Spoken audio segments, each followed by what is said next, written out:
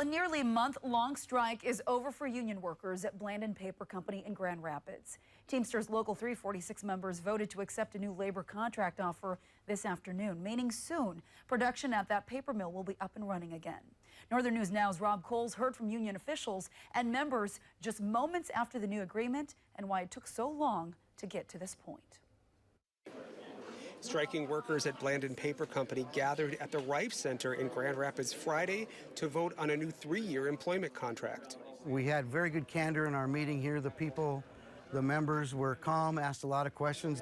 Jeff Ovison is president of Teamsters Local 346. While workers voted to accept the terms, it wasn't what everyone had hoped for. They decided by a narrow margin that they wanted to go back to work. There are members that are not satisfied with it, but there are others that are. Union members wouldn't share exactly which parts of the contract they didn't fully approve of, but Ovison says the union did have some wins. Hourly wage increases are a kind of a standard for the paper industry right now. Some decent improvements for our two-tier folks, including time off and health insurance cost.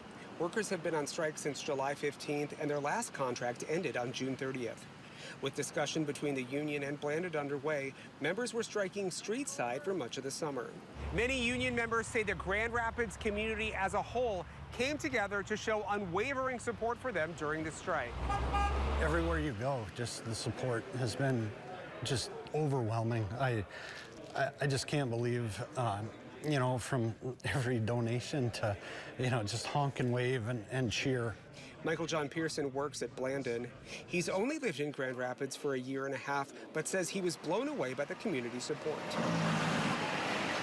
The way that they've embraced us, the way they've helped us, the way they've been there for us has been just huge. I can't thank them enough.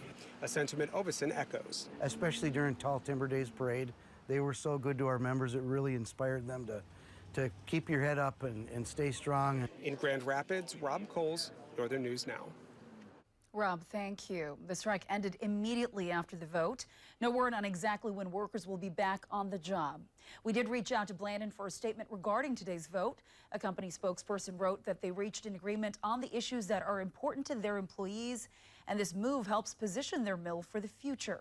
They added they value their employees and look forward to their return to work.